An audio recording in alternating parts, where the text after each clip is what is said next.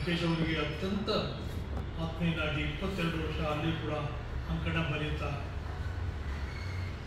ಅವ್ರ ಜೊತೆಲಿ ಬಹಳ ಅಮೂಲ್ಯವಾದ ಕಾಲ 31 ವರ್ಷ ಪ್ರತಿ ಸಂಜೆನೂ ಕಳೆದಿದ್ದೀನಿ. ಒಂದು ಮಾತನ್ನು ಅದನ್ನೇ ಇಲ್ಲಿ ಪ್ರಸ್ತಾಪ ಮಾಡಬಹುದು ಅನಿಸ್ತದೆ. ಅವರಿನ್ನ ಪತ್ರಿಕೆ ಬಂದಿರಲಿಲ್ಲ. ಅವರ ಚಲನಚಿತ್ರಕ್ಕೆ ಋಷಿಕೇಶ್ ಮುಖರ್ಜಿಯವರ ಸಂಕನ್ನ ರೂಪಿಸಬೇಕಾಯಿತು. ಅವರು ಬೇರೆ ಒಂದು 5 ಸ್ಟಾರ್ ಹೋಟೆಲಿದ್ದಾಗ ನಾವು ಆಟೋದಲ್ಲಿ ನಾನು ಲಂಕೇಶ್ ಅವರು ಹೋಗ್ತಾ ಇದ್ವಿ. ಲಂಕೇಶ್ ಅವರು ಮಾತನಾಡಿದ್ರು, ಶೂದ್ರ ನಾವು ಎಂಥ ಕ್ರೈಸಿಸ್ನಲ್ಲಿ ಇದ್ದೀವಿ ಅಂದರೆ ಮ್ಯಾಕ್ಸಿಮ್ ಗಾರ್ಕಿಯ ಮದರ್ ಅಂತಕ್ಕಂಥ ಕಾದಂಬರಿ ಬರುವ ಕಾಲಘಟ್ಟದಲ್ಲಿದ್ದೀವಿ. ಆದರೆ ಹಾಗೆ ಬರೆಯುವುದಕ್ಕೆ ತುಂಬ ಒಂದು ಧ್ಯಾನ ಬೇಕಾಗ್ತದೆ, ಶ್ರದ್ಧೆ ಬೇಕಾಗ್ತದೆ. ಆ ಶ್ರದ್ಧೆಯನ್ನು ಒಬ್ಬ ಸಂತನಾದ ಲೇಖಕ ಮಾತ್ರ ರೂಢಿಸಿಕೊಳ್ಳಬಲ್ಲ. ಸ್ನೇಹಿತರೆ, ಇದು ನನ್ನ ಕಳೆದ ಅವ್ರ ಕಾಲವಾಗಿ ಈಗಾಗಲೇ 21 ವರ್ಷ 22 ವರ್ಷ ಆಗ್ತಾ ಬಂದಿದೆ. ಎಷ್ಟೋ ಕಡೆ ನಾವು ಅದನ್ನು ಪ್ರಸ್ತಾಪ ಮಾಡಿದ್ದೀನಿ. ಅವ್ರ ಜೀವನ ಚರಿತ್ರೆಗಳಲ್ಲೂ ಕೂಡ ಇದನ್ನು ಬಹಳ ದೀರ್ಘವಾಗಿ ಪ್ರಸ್ತಾಪ ಮಾಡಿದ್ದೀನಿ. ಆ ರೀತಿಯ ವ್ಯಕ್ತಿತ್ವವನ್ನು ಹೊಂದ್ಕೊಂಡಿದ್ದು ನಮ್ಮನ್ನೆಲ್ಲ ಕೂಡ ತಯಾರು ಮಾಡಬಹುದು. ಹೇಗೆ ಬರೀಬೇಕು, ಹೇಗೆ ಓದಬೇಕು ಅಂತಕ್ಕಂಥದ್ದು. ಯಾಕಂದರೆ ಪ್ರತಿ ವಾರ ನಾವೊಂದು ಪುಸ್ತಕವನ್ನು ಓದದೇ ಇದ್ದರೆ ಲಂಕೇಶ್ ಅವರು ನಾವು ಚೀಮಾರಿ ಆಗ್ತಾ ಇದ್ವಿ. ಸೊ ಈ ರೀತಿಯ ಅನುಭವವನ್ನು ಮಂಜುನಾಥ್ ಅವರು ಕೂಡ ಕೆಂದುಳಿ ತರ್ತಕ್ಕಂಥ ಸಮಯದಲ್ಲಿ ಆ ಹಿನ್ನೆಲೆಯನ್ನು ಲಂಕೇಶ್ ಅವರ ವ್ಯಕ್ತಿತ್ವದ ಚಿತ್ರಣವನ್ನು ತಮ್ಮ ಮನಸ್ಸಿನಲ್ಲಿ ಮತ್ತು ಹೃದಯದಲ್ಲಿ ತುಂಬಿಕೊಂಡಿದ್ದಾರೆ. ಯಾಕಂದರೆ ಲಂಕೇಶ್ ಅವರು ಯಾರೇ ಭೇಟಿಯಾಗಲಿ ನಾವಂತೂ ನಿಜವಾಗ್ಲೂ ಕೂಡ ಅದೃಷ್ಟವಂತ. ಅವ್ರ ಮೂಲಕ ಕರ್ನಾಟಕದ ಬಹುಮುಖ್ಯ ಲೇಖಕರೆಲ್ಲ ನಮಗೆ ಪರಿಚಯ ಆದರು. ಅವ್ರ ಜೊತೆ ಓಡಾಡ್ತಕ್ಕಂಥ, ಯೋಚನೆ ಮಾಡ್ತಕ್ಕಂಥ, ಅವ್ರ ಕೃತಿಗಳು ಓದ್ತಕ್ಕಂಥ ಇದ್ದಾರೆ.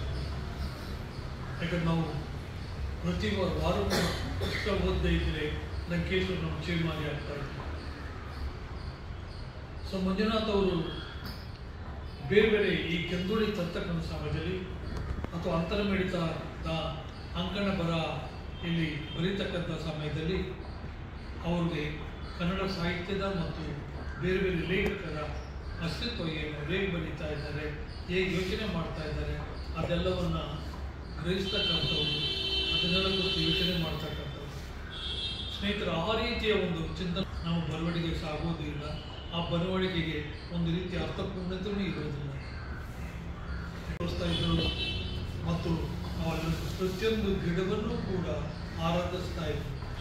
ಸೊ ಅದೇ ಒಂದು ಕೃಷಿಯ ಬಗ್ಗೆ, ಆ ಗಿಡ ಮರಗಳ ಇದ್ರ ಬಗ್ಗೆ ಮಂಜುನಾಥ್ ಅವರು ಕೂಡ ಅದೇ ರೀತಿಯ ಕಳಕಳಿ ಇಟ್ಕೊಂಡು ವಾರಕ್ಕೊಂದ್ಸಾರಿ ನಾವು 15 ದಿವಸಕ್ಕೂ ಊರ ಕಡೆ ಓಡೋಗ್ತಾ ಇರ್ತಾರೆ.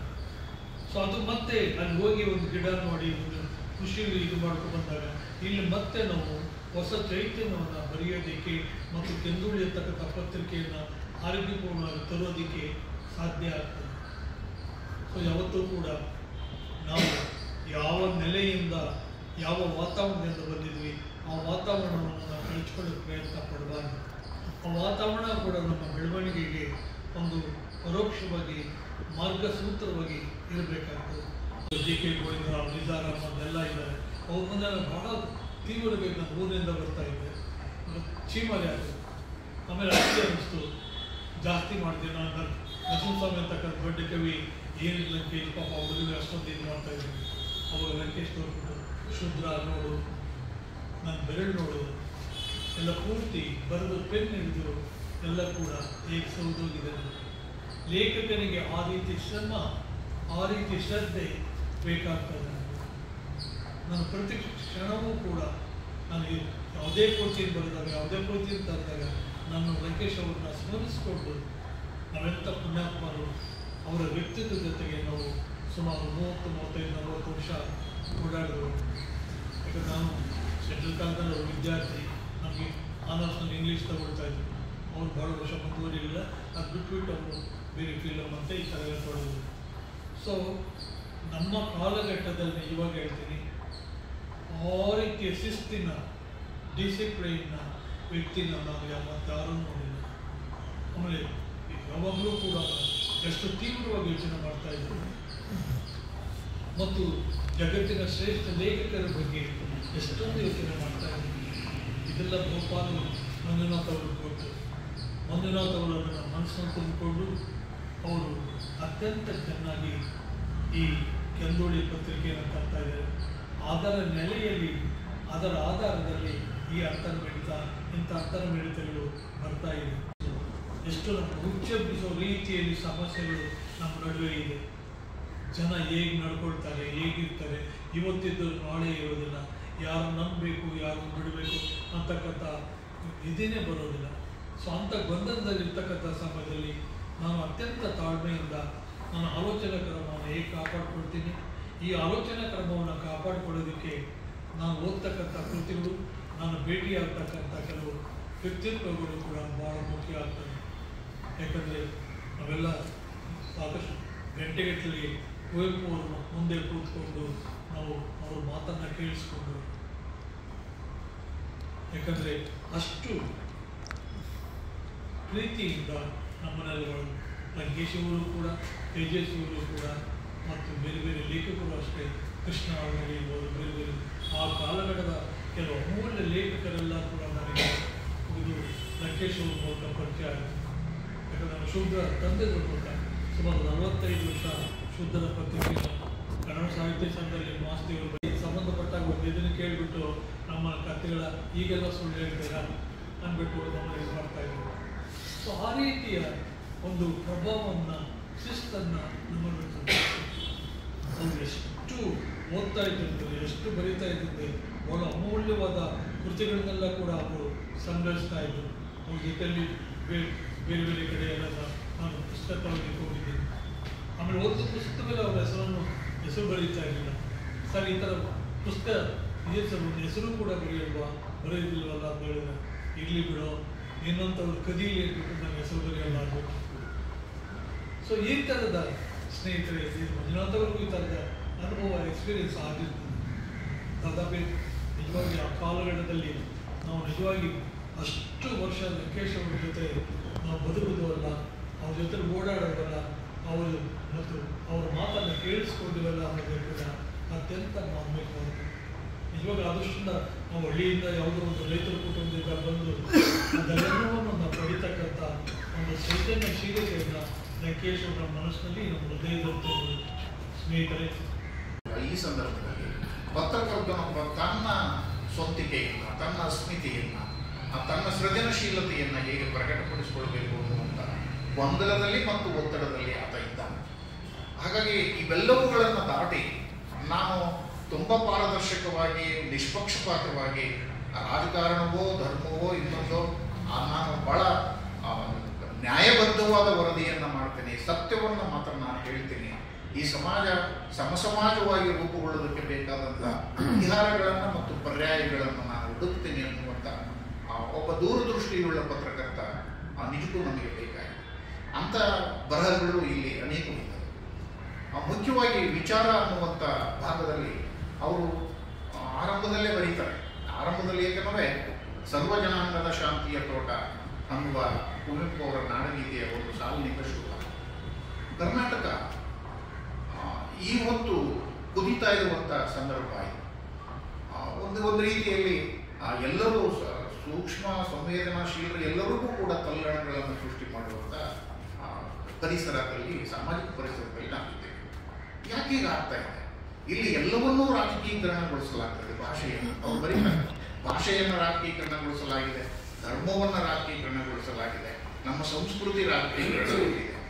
ಎಲ್ಲವೂ ಕೂಡ ರಾಜಕಾರಣದ ಮೂಲಕವೇ ನಾವು ಮೌಲ್ಯಮಾಪನ ಮಾಡುವ, ರಾಜಕೀಯದ ದೃಷ್ಟಿಯ ಮೂಲಕವೇ ನಾವು ಅದನ್ನು ತೂಗುವ ಕೆಲಸವನ್ನು ಮಾಡ್ತಾ ಇದ್ದೀವಲ್ಲ, ಇದು ಮುಂದೊಂದು ದಿನ ಎಲ್ಲಿಗೆ ಹೋಗ್ಬೋದು ಅನ್ನುವಂಥ ಆತಂಕದ ನುಡಿಗಳನ್ನು ಅವರು ಮಾಡ್ತಿದ್ದಾರೆ. ಹಾಗಾಗಿ ಇವತ್ತು ಸರ್ವ ಜನಾಂಗದ ಶಾಂತಿಯ ತೋಟ ಅನ್ನುವಂಥದ್ದು ಒಂದು ಸೌಹಾರ್ದದ ಆಶಯಗಳನ್ನು ಹೇಳಬೇಕಾದಂಥ ಕರ್ನಾಟಕ. ಯಾಕೆಂದರೆ ಕರ್ನಾಟಕಕ್ಕಂಥದ್ದೊಂದು ಪರಂಪರೆ ಇದೆ. ಕನ್ನಡದ ವಿವೇಕ ಅದನ್ನು ನಮಗೆ ಕಲಿಸ್ಕೊಟ್ಟಿದೆ.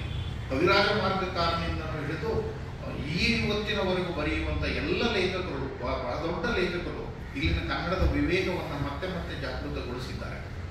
ಪರಧರ್ಮವನ್ನು ಪರಮತವನ್ನು ಸಹಿಸಿಕೊಳ್ಳದೆ ನಮ್ಮ ಸಂಪತ್ತು ಅಂತ ಹೇಳಿದ ಕವಿರಾಜ ಮಾರ್ಗ ಕಾರಣದಿಂದ ಶುರುವಾಗುತ್ತೆ ಇದು. ಅದು ಸರ್ವ ಜನಾಂಗದ ಶಾಂತಿಯ ತೋಟ. ಆದರೆ ಇಂಥ ಶಾಂತಿಯ ತೋಟವನ್ನು ಕಾಪಾಡಿಕೊಳ್ಳುವಲ್ಲಿ ಪ್ರಜ್ಞಾವಂತಿಕೆ ಸೋತಿದೆ ಕರ್ನಾಟಕದಲ್ಲಿ. ಇಡೀ ದಕ್ಷಿಣ ಭಾರತದಲ್ಲಿ ಕರ್ನಾಟಕ ಆ ಹಂತದಲ್ಲಿ ಸೋತಿದೆ. ಅದನ್ನು ನಾವು ಗಮನಿಸಬೇಕು. ಹೀಗೆ ಸೋತಿರುವಂಥ ಕರ್ನಾಟಕವನ್ನು ನಾವು ಮರಳಿ ಅಲ್ಲಿಗೆ ತರಬೇಕು ಅಂತಂದರೆ ಅದಕ್ಕೆ ಪತ್ರಕರ್ತರಾದವರು, ವಿಚಾರವಂತರು ಎಲ್ಲರೂ ಸೇರಿ ಪರಿಹಾರಗಳನ್ನು ಹುಡುಕಬೇಕಾಗಿದೆ. ರಾಜಕಾರಣಿಗಳ ಹಿಂದೆ ತಿರುಗೋದಕ್ಕಿಂತ ಲಂಕೇಶ್ಗಿದ್ದಂಥ ಅದೊಂದು ಅಂತರ ಇದೆ. ರಾಜಕಾರಣಿ ಅಧಿಕಾರಸ್ಥ ರಾಜಕಾರಣಿಗಳ ಜೊತೆಗೆ ಅಂತರ ಅದು ಬಹಳ ದೊಡ್ಡ ಮಟ್ಟದ್ದು. ನನ್ನ ಪ್ರಕಾರ ಅದು ಆರೋಗ್ಯವಂತ ಪತ್ರಿಕೆಯ ಲಕ್ಷಣ ಹೋಗುವುದು. ಒಂದು ಸಲ ಅವರು ಪತ್ರಿಕೆಯಲ್ಲಿ ಬರೀತಾರೆ, ಅವಾಗ ಸೆಂಟ್ರಲ್ ಗೌರ್ಮೆಂಟಲ್ಲಿ ನಮ್ಮ ಜಾಫರ್ ಶರೀಫು ರೈಲ್ವೆ ಮಿನಿಸ್ಟರ್. ಆತನ ಕಾರ್ಯದಕ್ಷತೆಯನ್ನು ಗಮನಿಸಿ ಲಂಕೇಶು, ಈತ ಒಳ್ಳೆ ಮಂತ್ರಿ, ಈತ ನಾಳೆ ಕರ್ನಾಟಕದ ಮುಖ್ಯಮಂತ್ರಿ ಆಗುವ ಯೋಗ್ಯತೆ ಇದೆ ಈತನಿಗೆ ಅಂತ ಬರೀತಾರೆ. ಅದು ಜಾಫರ್ ಶರೀಫ್ ತಲುಪುತ್ತೆ. ಜಾಫರ್ ಶರೀಫು ಅವರ ಸಹಾಯಕರ ಮೂಲಕ ನಾನು ಲಂಕೇಶ್ ಮೇಷ್ಟ್ರನ್ನ ನೋಡಬೇಕು, ನನಗೊಂದು ಅಪಾಯಿಂಟ್ಮೆಂಟ್ ಕೊಡಿಸಿ ಅಂತ ಕೇಳ್ತಾರೆ. ಇದು ನೆನಪಿಸ್ಕೊಳ್ಳಿ, ಒಬ್ಬ ಮಂತ್ರಿ, ಕೇಂದ್ರ ಮಂತ್ರಿ, ಒಬ್ಬ ಸಂಪಾದಕನನ್ನ ಅಪಾಯಿಂಟ್ಮೆಂಟ್ ಕೇಳ್ತಾರೆ. ಇವತ್ತು ಹೇಗಿದೆ ಪರಿಸ್ಥಿತಿ ನಿಮ್ಗೆ ಹೇಳ್ಬೇಕಾಗಿಲ್ಲ. ಆವಾಗ ಆಯಿತು, ಅದೇನು ಅವನ್ನೇನ್ರೆ ನೋಡೋದು ನಾನು ಅಂತ ಅಂತಿರ್ತಾರೆ ಇವರು. ಲಂಕೇಶ್ ಸ್ಟೈಲ್ ಅದು, ಅವ್ರನ್ನೇನ್ರೆ ನೋಡೋದು ಅವ್ರನ್ನೇನ್ರೆ ಮಾತಾಡ್ತಾವ ಅಂತಿರ್ತಾರೆ. ಆದರೆ ಇಲ್ಲ, ಒತ್ತಡ ಬಂದು, ಇಲ್ಲ ಸರ್ ಮಾತಾಡಿ, ಒಳ್ಳೆ ಮನುಷ್ಯ ಅಂತ ಅಂತಾರೆ. ಆಯಿತು, 5:30 ಬರೋಕ್ಕೆ ಬಸವನಗುಡಿನಲ್ಲಿ ಅವ್ರ ಆಫೀಸ್. 5:30 ಎಕ್ಸಾಕ್ಟ್ ಕಾಯ್ತಿರ್ತಾರೆ ಲಂಕೇಶ್. ಆತ ಬರಲ್ಲ, ರಾಜಕಾರಣಿ ಬರಲ್ಲ. ಬರಲಿಲ್ಲ, ಅವನಿಗೆ ಸ್ವಲ್ಪ ಸಮಯ ಪ್ರಜ್ಞೆ ಇಲ್ಲ. ಹೋಗೋಣ ನಡ್ರಯ್ಯ, ಕರ್ಕೊಂಡು ಹೋಗ್ತಾರೆ. ಬಸವರಾಜು ಹೇಳಿದ್ದೀರ, ಇಲ್ಲ ಸರ್ ಬರ್ತಾರೆ, ಅವರು ಹೊರಟಿದ್ದಾರೆ, ಆಗಲಿದ್ದಾರೆ, ಟ್ರಾಫಿಕ್ ದಿನ ಇದಾಗಿದೆ, ಒಂದು 4 ಗಂಟೆ ಕಾಯೋಣ ಸರ್ ಅಂತಾರೆ. ಆಯ್ತು, ಅದಕ್ಕೆ ಒಂದು 4 ಗಂಟೆ ಕಾಯ್ತಾರೆ. 15 ನಿಮಿಷ ಕಾಯೋದು ಲಂಕೇಶ್. ಕೇಂದ್ರ ಮಂತ್ರಿಯೊಬ್ಬನಿಗೆ ಬರಲ್ಲ. ಹೋಗ ನೀನ್ ಬೇಕಾದ್ರೆ ಕಾಯ್ಕ, ನಾನು ಬರಲ್ಲ ಅಂತಂದು ಕಾರ್ ಹತ್ಕೊಂಡು ಹೊರಟು ಬಿಡ್ತಾರೆ. ಅವ್ರ ಕಾರು ಒಳಗಡೆ ಕಾಲಿಡೋದಕ್ಕೂ ಜಾಫರ್ ಶರೀಫ್ ಅವರ ಜೀವ ಇದ್ರೆ, ಓಕೆ, ಶರೀಫ್ ಅವ್ರ ಕಾರಲ್ಲಿ ಬರೋದಕ್ಕೂ ಸರ್ ಬಂದ್ರು ಮಂತ್ರಿಗಳು ಅಂತಿದ್ದಾಗಲೇ ಹೋಗ್ರಿ, ಇದೇ ಸ್ಟೇಟ್ ಹೋಗ್ರಿ ಅಂತ ಹೋಗ್ಬಿಡ್ತಾರೆ. ನಿಂತ್ಕೊಳ್ಳೋದಿಲ್ಲ. ಇದು ಒಬ್ಬ ಪತ್ರಕರ್ತನಿಗೆ ಬೇಕಾದಂಥ ಬಹಳ ಗಟ್ಟಿಯಾದ ನಿಲುವು, ನೈತಿಕ ನಿಲುವು ಅಂತ ನಮ್ಮ ಅವಶ್ಯಕತೆ. ಇದು ನೈತಿಕತೆ. ನಾವು ಯಾವುದನ್ನ ಎತಿಕೆ ಬಂದಾಗ ಅವ್ರು ನೋಡಕ್ ಹೋಗ್ಲಿಲ್ಲ ಲಂಕೇಶ್. ಬೆಂಗಳೂರಿಗೆ ಪ್ರಧಾನಿ ಒಬ್ಬರು ಬಂದಾಗ ನೋಡಕ್ ಹೋಗ್ಲಿಲ್ಲ, ಸ್ನೇಹಿತನಾಗಿದ್ದು ಕೂಡ. ಇದು ನಾವು ಇಟ್ಕೊಳ್ಬೇಕಾದಂಥ ಒಂದು ಕ್ರಿಟಿಕಲ್ ಡಿಸ್ಟೆನ್ಸ್ ಅಂತ ನಾವು ಅನ್ಕೊಂಡಿದ್ದೇವೆ. ಇಂಥದ್ದೊಂದು ಡಿಸ್ಟೆನ್ಸ್ ಪತ್ರಕರ್ತನಾದವನಿಗೆ ಬೇಕು. ಆದರೆ ಇವತ್ತು ಪತ್ರಕರ್ತರು ಯಾವ ಹಂತ ತಲುಪಿದ್ದಾರೆ ನಾನು ವಿವರಿಸಿ ಹೇಳಬೇಕಾಗಿದೆ. ಇದು ಒಂದು ವಿಚಾರ. ಎರಡನೇದು, ಸಂಬಂಧಪಟ್ಟಂತೆ ಮಾತಾಡಿದ್ದಾರೆ. 92 ಸುಮಾರಿಗೆ ನಾನು ಚಿಕ್ಕಮಗಳೂರಿನಲ್ಲಿ ಪತ್ರಿಕೆ ಮಾಡ್ತಿದ್ದಾಗ ಒಮ್ಮೆ ಶಿವರಾಮ್ ಕಾರತ್ನ ಸಂದರ್ಶನ ಮಾಡುವಂಥ ಅವಕಾಶ ಬಂತು. ಅವರು ಸಭೆಗೆ ಬಂದು ಹೀಗೆ ಕೂತ್ಕೊಂಡು ವಿಶ್ರಾಂತಿ ಪಡೆದಿರಬೇಕಾದ್ರೆ, ಸರ್ ನಿಮ್ಮನ್ನು ನಾನು ಸಂದರ್ಶನ ಮಾಡಬೇಕು ಅಂತಂದೆ. ಅವ್ರು ನೋಡಿದ್ರೆ ಭಯ ಆಗ್ತಾ ಇತ್ತು. ಸ್ವಲ್ಪ ಓದ್ಕೊಂಡಿದ್ದೆ. ನೀವೇನು ಓದ್ಕೊಂಡಿದ್ದೀನಿ ನನ್ನ ಬಗ್ಗೆ ಅಂತಂದರು. ನಾನು ಸರಸಪ್ಪನ ಸಮಾಧಿ, ಸಪ್ನಕೊಳೆ, ಚೋಮುಂಡಿ ಇವೆಲ್ಲ ಹೇಳಿದೆ. ಆಮೇಲೆ ಹೇಳಿದ್ರು, ನೀವು ಪತ್ರಕರ್ತರ ಆದ ಕೂಡಲೇ ಬ್ರಹ್ಮಜ್ಞಾನಿಗಳು ಅಂತ ತಿಳ್ಕೊಳ್ತೀರಿ, ಎಲ್ಲ ಅರಿವು ನನಗಿದೆ, ಜಗತ್ತಿನ ಗೊತ್ತಿದೆ ಅಂತ ತಿಳ್ಕೊಳ್ತೀರಿ. ಪತ್ರಕರ್ತರಾದವರಿಗೆ ಕಲೆ, ಸಾಹಿತ್ಯ, ಯಕ್ಷಗಾನ, ಫೋಟೋಗ್ರಫಿ, ಪರಿಸರ ಎಲ್ಲರ ಪ್ರಾಥಮಿಕ ಅರಿವು ಇರಬೇಕು ಅಂತ ಹೇಳಿದರು. ಆಮೇಲೆ ನೀವೇನು ಕೇಳೋದು ಸುಮಾರು 20 ನಿಮಿಷ ಸಂದರ್ಶನ. ಅದು ನನಗೆ ಒಂದು ಅರಿವಿನ ಬೆಳಕಾಗಿ ನನಗೆ ಪಡಿತು. ಅವತ್ತಿಂದ ಅದಕ್ಕೂ ಮೊದಲನೇ ಕುವೆಂಪು, ಕಾರಂತ, ತೇಜಸ್ವಿ, ಲಂಕೇಶ್, ಅನಂತಮೂರ್ತಿ ಇವರೆಲ್ಲ ವಿಚಾರಗಳು ನಮ್ಮನ್ನು ಪ್ರೇರೇಪಿಸಿತು. ಆದರೆ ಇಂದು ನಮ್ಮಲ್ಲಿ ಓದುವ ಹವ್ಯಾಸ ಕಡಿಮೆ ಆಗ್ತಿದೆ. ಆ ಪತ್ರಿಕೆಯಲ್ಲಿ ಇವತ್ತು ನಾನು ಬರೆದ ರಿಪೋರ್ಟು ಬೇರೆ ಪತ್ರಿಕೆಯಲ್ಲಿ ಯಾವ ಥರ ಬಂದಿದೆ, ನಾನೇನು ಬಿಟ್ಟಿದ್ದೀನಿ, ನಾಳೆ ನನಗೆ ಆಫೀಸಿಗೆ ಹೋದಾಗ ಕೇಳ್ಬೋದು. ಇಷ್ಟು ಸೀಮಿತವಾಗಿ ನಮ್ಮ ಓದಿದೆ. ಇದನ್ನು ನಾವು ವಿಸ್ತರಿಸ್ಕೊಳ್ಬೇಕು. ಜೊತೆಗೆ ಪತ್ರಕರ್ತರಾಗಿ ನಾವು ಸಮಾಜದ ಎಲ್ಲ ಮುಖಗಳನ್ನು ಬಹಳ ಹತ್ತಿರದಿಂದ ನೋಡ್ತೇವೆ. ಮತ್ತು ಕೋಮು ಸೌಹಾರ್ದತೆ ಇರ್ಬೋದು, ಕೋಮು ದಳ್ಳೂರಿ ಇರ್ಬೋದು, ಇನ್ನೆಲ್ಲೋ ಕೆಮ್ಮಣ್ಣುಗುಂಡಿಯಲ್ಲಿ ಅರಳಿದ ಅಪರೂಪಕ್ಕೆ ಅರಳಿದ ಕುರುಂಜಿ ಹೂವಿನ ಸೊಗಸಿರ್ಬೋದು. ನಾವು ಒಬ್ಬ ಪತ್ರಕರ್ತರಾಗಿ ವರದಿಗಾರರಾಗಿ ಮಾತ್ರ ನೋಡೋದಿಲ್ಲ, ಒಬ್ಬ ಕವಿಯಾಗಿ, ಒಬ್ಬ ಭಾವಜೀವಿಯಾಗಿ ಅದನ್ನು ಒಂದು ಒಡನೋಟದಿಂದ ಅಂಥವನ್ನ ಕೃತಿಯಾಗಿಸುವ ಕೆಲಸವನ್ನು ನಾವು ಮಾಡಬೇಕು. ತುರು ಮಂಜುನಾಥ್ ಅವರು ಅಂತ ಕೆಲಸವನ್ನು ಮಾಡಿದರೆ ಇನ್ನಷ್ಟು ಕೃತಿಗಳು ಅವರ ಬರಲಿ ಅಂತ ಆಶಿಸ್ತಾ. ಮತ್ತು ಕೆಂದೂಳಿ ಪತ್ರಿಕೆಯ ಒಟ್ಟು ಇದುವರೆಗೂ ಕೂಡ 5 ವರ್ಷ ಆಯಿತು. 5 ವರ್ಷದಲ್ಲಿ ಸುಮಾರು 8 ಬುಕ್ಗಳು ಕೂಡ ಅಂಕಣ ಬರಹಗಳ ಪುಸ್ತಕಗಳು ಬಂದರೆ ನನ್ನದೇ ಸ್ವತಃ 3 ಬುಕ್ಗಳು ಮತ್ತು ಡಾಕ್ಟರ್ ಶಿವಕುಮಾರ್ ಕಂಪ್ಲಿ ಅವರ 4 ಪುಸ್ತಕಗಳು ಮತ್ತು ಶ್ರೀದೇವಿ ಕೆರವಣಿ 1 ಬುಕ್, ಒಟ್ಟು 8 ಬುಕ್ಗಳು ಕೂಡ ಕೆಂದೂಳಿ ಪತ್ರಿಕೆಯ ಅಂಕಣ ಬರಹಗಳು ಇದುವರೆಗೂ ಬಂದಿರೋದು. ಬಹುತೇಕ 5 ವರ್ಷದಲ್ಲಿ ಇದೊಂದು ದೊಡ್ಡ ಸಾಧನೆ ಅಂತ ನಾವು ಭಾವಿಸುತ್ತೇವೆ. ಒಟ್ಟು ಈ ಅಂತರ್ಗತದಲ್ಲಿ ನಾವು ಪ್ರತಿ ವಾರ ಬರೆಯತಕ್ಕಂಥ ಆಯಾ ವಾರದ ಬೆಳವಣಿಗೆಗಳು, ಈ ದೇಶದಲ್ಲಿ ಇರ್ತಕ್ಕಂಥ ಬೆಳವಣಿಗೆಯ ಕುರಿತಂತಹ ಬೆಳವಣಿಗೆ ಕುರಿತಂತಹ ಬರಹಗಳಾಗಿದ್ದಾರೆ. ಇದರಲ್ಲಿ ಹಲವು ಧಾರ್ಮಿಕ ಸಂಬಂಧಪಟ್ಟವಾಗಿರ್ಬೋದು, ರಾಜಕಾರಣಕ್ಕೆ ಸಂಬಂಧಪಟ್ಟದ್ದಾಗಿರ್ಬೋದು ಮತ್ತು ಒಂದು ವೈಚಾರಿಕ ಬರಹಗಳು ಸೇರಿದಂತೆ ಒಟ್ಟು ಬರಹಗಳಿವೆ. ಎಲ್ಲವೂ ಕೂಡ ಒಂದು ವೈಚಾರಿಕ ನೆಲಗಟ್ಟಿನ ಮೇಲೆ ಬಂದಂತಹ ಅಂತ ಹೇಳಿ ಭಾವಿಸುತ್ತೇನೆ.